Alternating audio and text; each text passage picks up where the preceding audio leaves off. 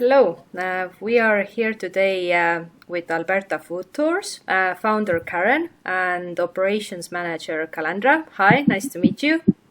Hi, you too. Thanks for having us. It's nice to be here. And the plan is to talk a bit about what you do, what kind of tours, and how Loquiz fits also into that. So can you briefly tell me about Alberta Food Tours? What kind of tours do you offer? How are they conducted? And who are the people who are engaged with the tours? Sure, Lisa. We started Alberta Food Tours in 2006. So we were a bit of a pioneer in the food tour industry. We started very slow. It was just me in the beginning, and gradually we got a little bit bigger and had 4 or 5 different neighborhood walking tours around Calgary, Alberta, here in Western Canada, in near the Rocky Mountains. And, gradually I had to hire a few guides. And then by 2016, we expanded to Canmore, which is the gateway to the Rocky Mountains, the Banff National Park. And then to Edmonton, which is the capital of our province, has a great food scene. And in 2018, we went on to expand to Banff, which is a very famous destination in Canada. Absolutely stunning scenery. And of course, that attracts a lot of great chefs for the great hotels that are there. So by 2019, we had 8 tours in 4 cities, 19 team members, and we offered about a public schedule of about 14 tours. We're also working with tourism operators from around the world to offer custom tours, to be a step-on guide and create a day-long adventure, or to do private tours for people and corporations. We were really starting to blossom in that area, and Callandra was instrumental in a lot of that, helping with the operations, and our guides were cross-trained. But typically all of our tours at that time were in-person guided tours, and they were anywhere from 3 hours to a full day. And then March 12th of 2020, the Canadian government, the provincial health board, really closed everything down for the pandemic. And, we're very lucky at Alberta Food Tours. I was a nurse practitioner for 21 years. So I've always been very clear on why I do food tours. It wasn't really a tourism mandate for me. It was about increasing the health of soil, food, and people. So we've always chosen our partners, people that do that. They chefs that support farmers that farm organically or regeneratively, because we believe that strong soil creates strong food, creates strong people. So because that's our why, we do that through storytelling and creating these connections through our tours. But because we have that strong why, when the pandemic happened and our in-person tours couldn't happen, we went back to that why and thought, how else can we achieve that? So we thought, well, if we can't lead the tours, maybe people can do a self-guided tour and we can facilitate that. And so that's how we began this quest to find a great partner to help us develop our company further along those lines. Okay, but why did you decide to choose Loquiz to create self-guided tours? Well, that's a great question. We did review over the last year lots of options, but for me, if you know where the world is going in economies, we've come from an agrarian culture where food became a commodity. We've gone through the industrial age where things have become a commodity. We've gone through now information is, anybody can get any information they want. Services are being treated as commodities. A hotel room or a ride. So we could see that in the future there would be a decline in the services like ours, a decline in the value of them as well. So as a company, we've been moving towards the experience economy. We know that experiences and transformation are the next economies that people value. So, a few of our tours were actually designated Canadian signature experiences because we could see that coming, and we were involving people and immersing them in we were shifting from a tour to an experience. So if we were going to go in a self-guided stream, we didn't want it to be just like somebody picking up a headset and listening to somebody else talk. We wanted to immerse somebody into an experience. And so the typical self-guided mediums of a map that maybe has some pins that you press on, and then it links you to a restaurant or a hotel or a micro story. That didn't really do it with us. And, I'm 59 years old. Callandra's a bit younger. She's got teenagers. I've got a 20-year-old. And you don't have to even have that to realize how powerful gaming is, and how somebody can just become completely immersed in a game. So to me, I didn't want to just come up with another tourism staple like going to a museum and listening to an audio phone or traveling and clicking on a guide. I wanted to create a game, and so Callandra did some great research and found a colleague in the United States who had found Loquiz, and we just jumped on board. We thought this is the direction we want to go in, and I'll let Callandra speak more about how that progressed and how we did find that the products suited our needs. Mm-hmm. So the one thing, so like Karen said, we found a colleague who was using Loquiz, and I don't even recall, Karen, if we had thought about doing a self-guided tour before we found the product, or if the product came first. No, we thought about it, but we were just stumped by how to make it exciting. Because we were like, what do we do? Do we give, mail out a PDF? It just seemed archaic. And so we really wanted better technology. Something fun. So when we found Loquiz, I actually got in right away and was able to start using it and playing with it. And then interestingly, we went to another online virtual conference where we were introduced to a whole other variety of companies that were platforms to allow self-guided tours.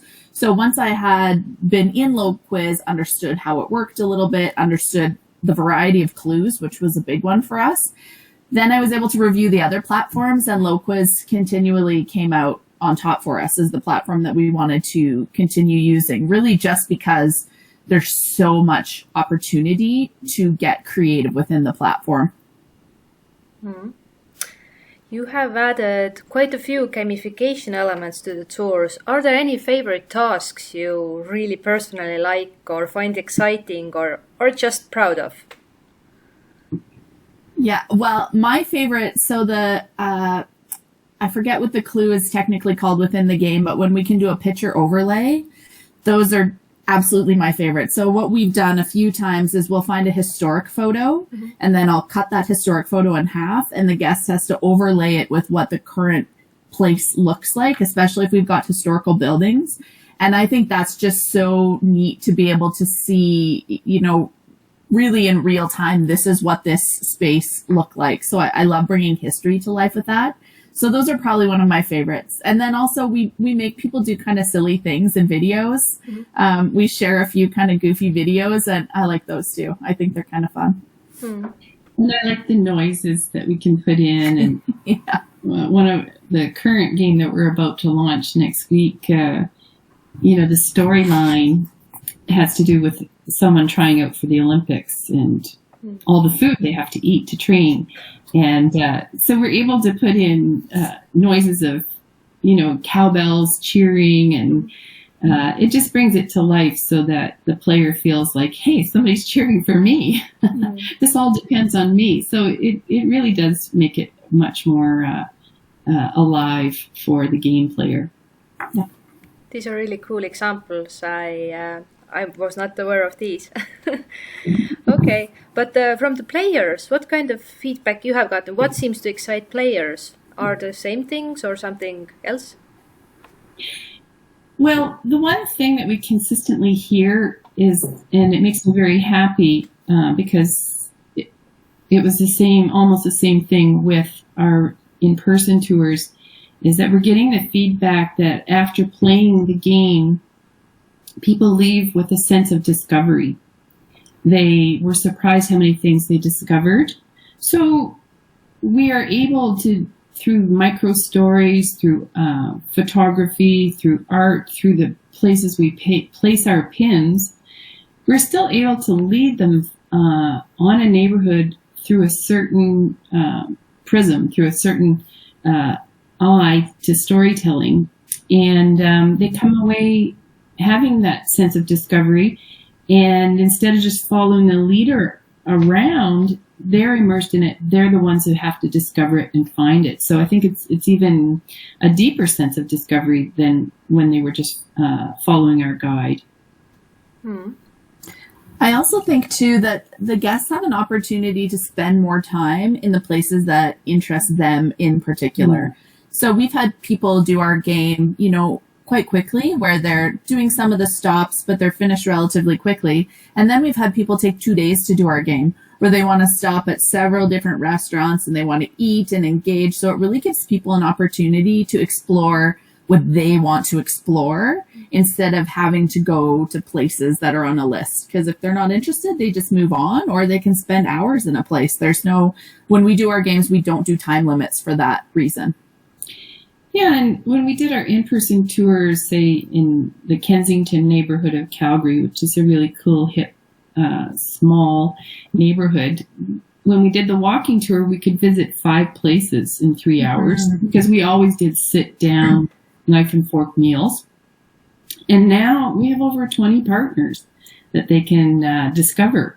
And we, instead of going maybe 5 blocks, they now walk 1.5 kilometers.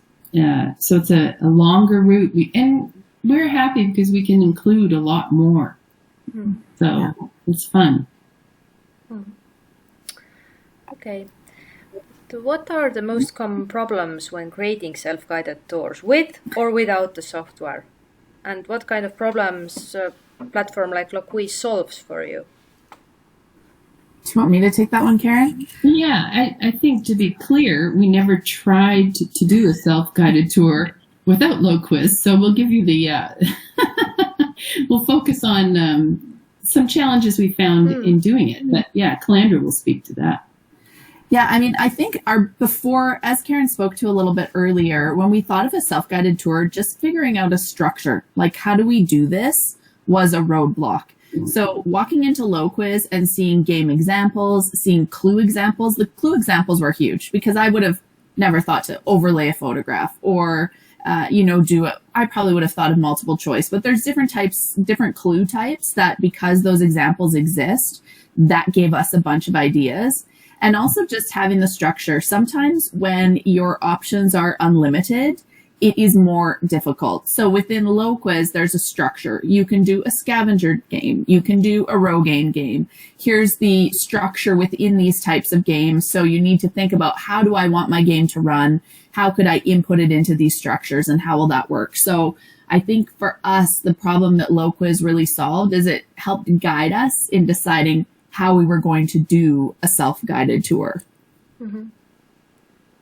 Okay, that was a new angle for me. Thanks. Yeah. Okay, but how long did it take to set it up, test, and start selling actually the tour? What was the timeline?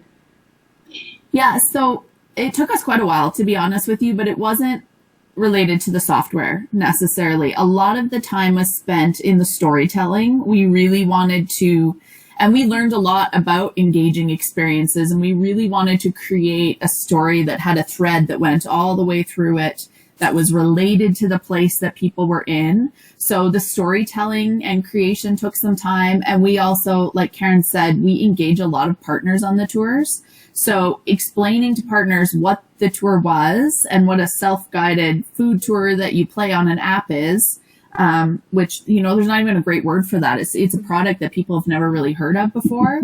And then bringing them on board. And we also, I don't know if Karen's mentioned this, but our guests get offers within the game. So it could be a discount. It could be a free cookie to nibble on. It could be, you know, a coffee.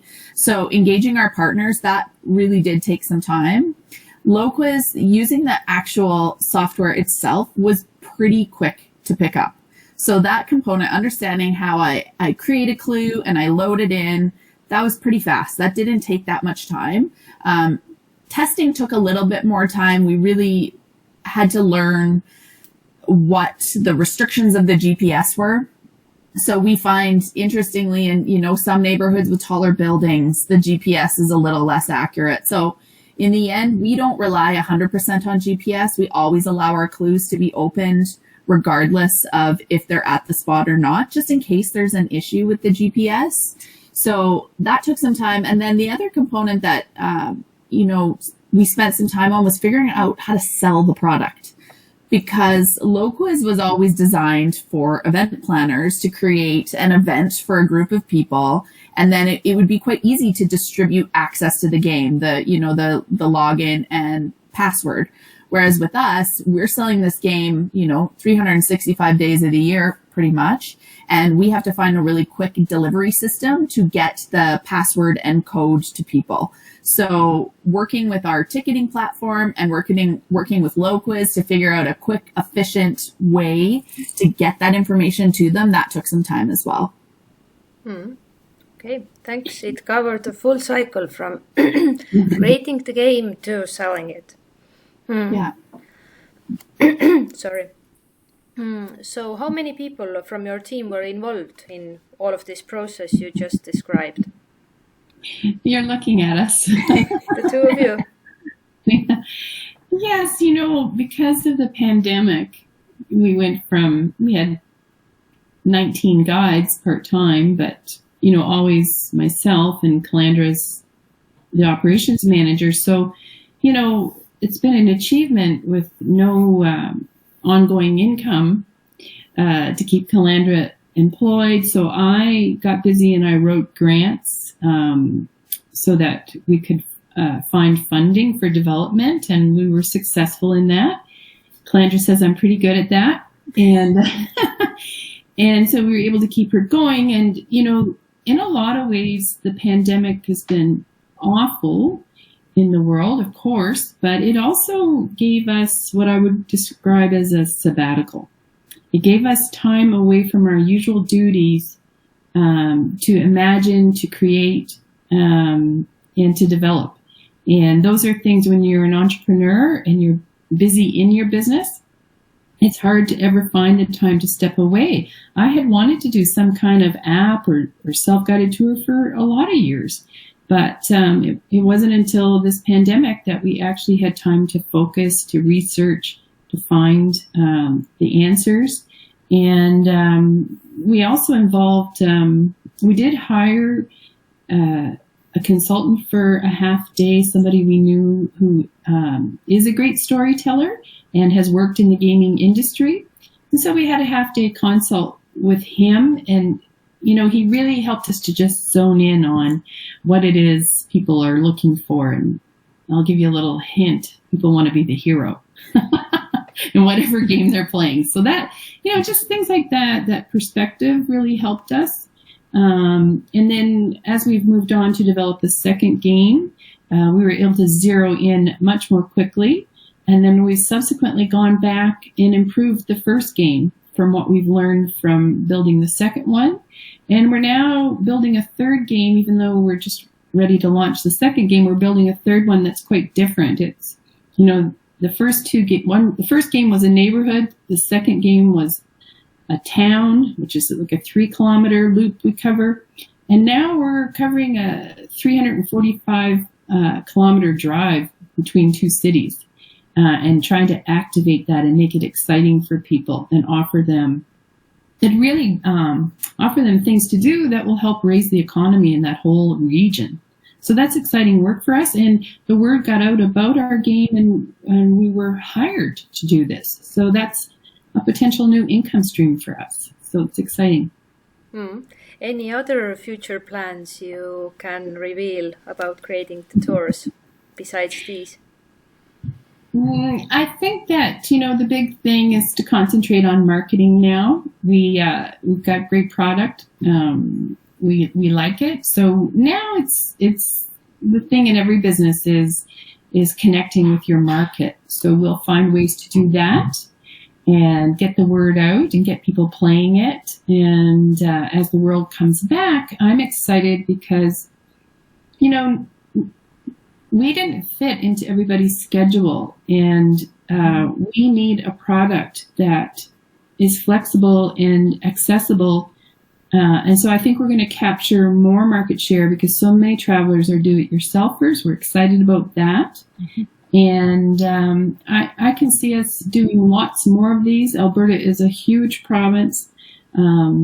It's the size of the Netherlands and Belgium all together. It's bigger than Texas. So, and there's just, there's some really special places here. And I think that we'll be able to activate and animate a lot of the areas here. So I think we'll do a lot more. I know that Loquiz has more complicated games. But if we can achieve what we want to achieve with simplicity, we'll stick with that for now. We're pretty happy with what we've been able to do because we're not programmers at all. And Callandra, I give her credit. She's learned a lot. And I like to stick to the storytelling part. And between the two of us, we have a good creative process. That is a good combination. And I'm glad you have found that. But what would you say to other tour operators who are still hesitating whether to try this kind of solution or not? What would you say to them? Well, I think, again, going back to where we're at in the world, in global economies, I think that there is a strong need to embrace technology, and there's a strong need to move from just offering a service to creating experiences and opportunities for transformation. So I think that adapting and adopting technology is the way to go. I think that if you look at how people spend their leisure time, a lot of people spend their leisure time gaming.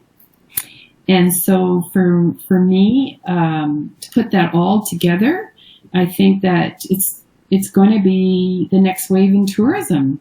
Of course, people will want flexibility. They want it to be accessible, affordable, and everybody has a mobile device, and they travel with it. And data is not an issue anymore, really, for most people. So I think that as much as we love the in-person contact, you'll be able to share a lot more about your destination and about the people there. Like, we've set it up so that in our game, people actually have to go in and connect with the business owner to solve a clue. So there's ways to always meet the primary goal of tourism, that creation of connection between cultures and people. And so for me, I think businesses could get left behind if they don't look forward to where we're going and innovate. So I'm glad we had this opportunity. And I'm not saying I'm grateful for a pandemic, but I'm grateful for the time it gave us. The other thing I would add to that is I think people are afraid of learning new technology. And, when you first open Loquiz, if you've never seen a platform like that before, which I hadn't either, it can be a little bit intimidating, but it wasn't that hard to learn. Honestly, it wasn't very tough, and the support was really good. So we had, there was a lot of emails back and forth trying to understand how things worked. And we really felt like there was strong support as we were developing the games and understanding the different elements of it. So just from a perspective of new technology and what it actually looked like to develop it, it's not as scary as you might think it was. Okay. I have a bonus question for you. So, if you could say in one points for that. yeah, if you could say in 1 or 2 sentences, one thing people should remember from today's conversation, what you would like them to remember? Oh, Callandra, what about you? Innovate. I just have one word. Innovate. I stole it from you, Karen. Sorry. That's good. And I just think that you still want to create an immersive experience. You want people to use the mobile device and the game and their app to immerse themselves in a culture and to create their own experience through what you've set up for them. That is going to be the most powerful thing. Okay, thank you. I'm really grateful you could join me today for this interview, and I really hope you will have an exciting season ahead, and all the future plans for self-guided tours will come into life. So thank you again, and bye. Bye, thank you.